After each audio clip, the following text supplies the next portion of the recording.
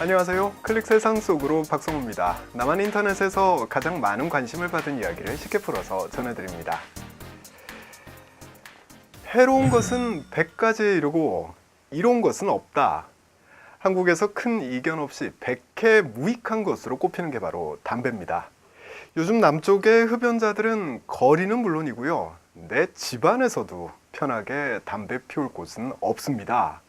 냄새와 연기 때문에 담배 한 대 태우려면 정말 눈치를 많이 봐야 되는데요. 눈칫밥을 먹던 흡연자들 어느샌가 담배 대신에 이걸 손에 들기 시작했습니다. 바로 충전식 전자장치에 전용 담배를 꽂아서 피는 관련형 전자담배입니다. 불을 직접 붙여서 태우지 않고 전기를 이용해서 고열로 찌는 방식의 담배인데요. 냄새도 적고 기존 담배보다 덜 해롭다고 해서 출시 1년 만에 시장 점유율 10%를 기록했습니다. 자, 그런데요, 해롭지 않은 담배가 있을까요? 관련형 전자담배는 2017년 5월 남한에 처음 출시됐습니다. 미국의 담배 회사인 필립 모리스의 아이코스가 출발선을 끊었는데요.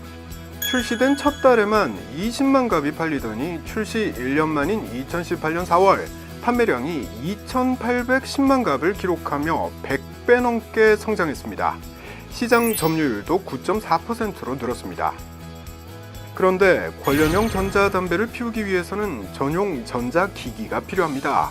이 전자기기의 가격은 평균 10만 원 정도로 결코 싸지 않고요. 또 전기 충전을 해야지 사용할 수 있기 때문에 불만 붙이면 되는 기존 담배보다는 훨씬 번거롭습니다. 그런데도 관련형 전자담배 이용자가 폭발적으로 늘어난 이유는 무엇일까요? 가장 큰 이유는 건강 때문입니다.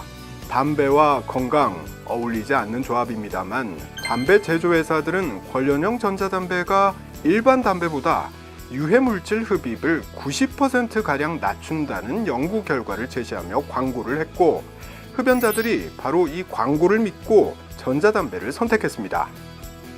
그리고 2018년 6월 7일 남한의 식품의약품안전처는 관련형 전자담배의 유해 성분 분석 결과를 발표했습니다. 그동안 덜 해롭다는 이야기만 믿고 관련형 전자담배를 피우기 시작한 흡연자들의 이목이 분석 결과에 집중됐는데요. 정부 발표에 따르면 담배 대표적인 유해물질인 타르는 일반 담배보다 많게는 90배 이상 높았고요.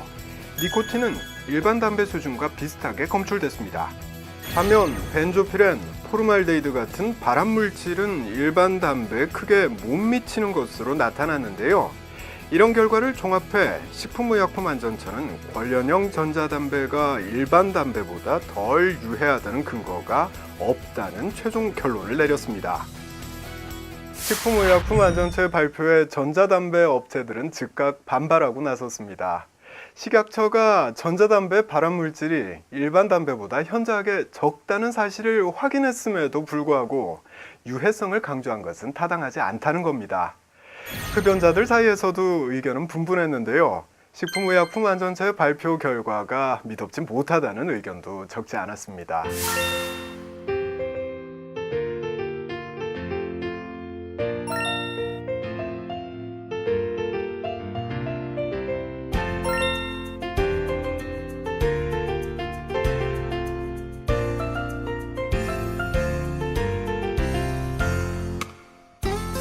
그런가 하면 덜 해로운 담배라는 건 애초부터 없었던 거라며 담배 회사의 상술에 속았다는 지적도 많습니다.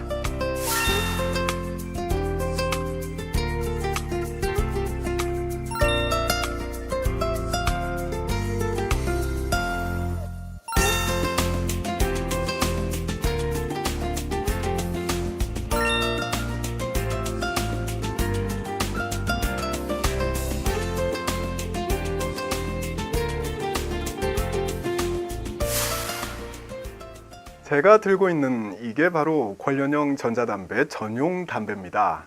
지금 보고 계시는 중독 위험이라는 경고 문구 그리고 흑백 주사기 그림은요, 2018년 12월부터는 흡연으로 생긴 암 덩어리 같은 흡연 경고 사진으로 교체될 예정입니다. 담배와 관련된 가장 해묵은 논란은 바로 유해성이죠. 일반 담배든 관련형 전자담배든 달라지지 않는 건 크든 작든 건강에는 담배가 유해하다는 건데요. 북한에서도 금연 캠페인이 시작됐다고 하죠. 여러분은 어떤 선택을 하시겠습니까?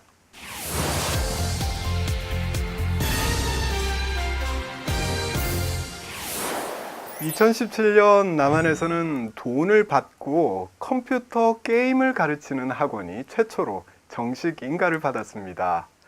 영어 실력이 부족하면 영어 학원을 가죠. 또 수학 실력이 부족하면 수학 학원에 갑니다. 이렇듯 게임 실력이 부족한 사람들이 게임 학원을 찾는 겁니다. 물론 취미로 배우는 사람도 있습니다만 게임을 해서 돈을 버는 프로 게이머가 되고 싶어서 찾는 학생들도 많다고 하는데요. 행여 공부에 방해가 되지 않을까 게임을 못하게 했던 학부모들도 게임을 이젠 하나의 전문 분야로 받아들이며 자녀들의 꿈을 응원한다고 합니다. 달라져도 너무 달라진 게임의 위상 짧고 굵게 짚어봅니다. 제가 초등학교에 다녔던 1980년대만 해도 게임은 오락실에서만 할 수 있었습니다. 하지만 학교에서 오락실 금지령이 내려질 만큼 게임은 좋지 않은 거라는 인식이 지배적이었죠. 그러다가 1990년대 들어 컴퓨터가 널리 보급되기 시작하면서 컴퓨터 게임이 대중화됐습니다. 덕분에 오락실은 하나 둘 사라졌고요. 대신에 컴퓨터 게임을 즐길 수 있는 PC방이 유행처럼 번지게 됐습니다. 1998년에 등장한 스타크래프트와 리니지가 대표적인 게임인데요. 어마어마한 상금이 걸린 게임 대회가 열렸고 이 대회를 중계하는 텔레비전 프로그램까지 생길 정도로 큰 인기를 끌었습니다. 이런 높은 인기 덕분일까요? 2001년부터 2013년까지 스타크래프트 국제게임대회에서 한국은 우승은 물론이고 순위권을 제패하며 게임 종주국으로 거듭났습니다. 그런데요, 2011년 게임의 판도가 바뀝니다. 스마트폰, 즉 지능형 전화기가 등장했기 때문인데요. 누구나 손안에 게임기를 갖게 되면서 컴퓨터 게임의 인기는 주춤해지고 스마트폰 게임이 급성장합니다. 이때 등장한 게 애니팡입니다. 제한된 횟수 안에 정해진 모양을 맞추는 애니팡은 단순하면서도 중독성이 강해서 이용자가 전체 국민의 5분의 1에 해당하는 1000만 명에 이를 정도로 대유행을 했습니다. 게임을 하기 위해서는 하트라는 게 필요한데요. 사회관계망 서비스를 통해 하트를 주고받는 게 새로운 문화 현상으로 자리 잡기도 했습니다.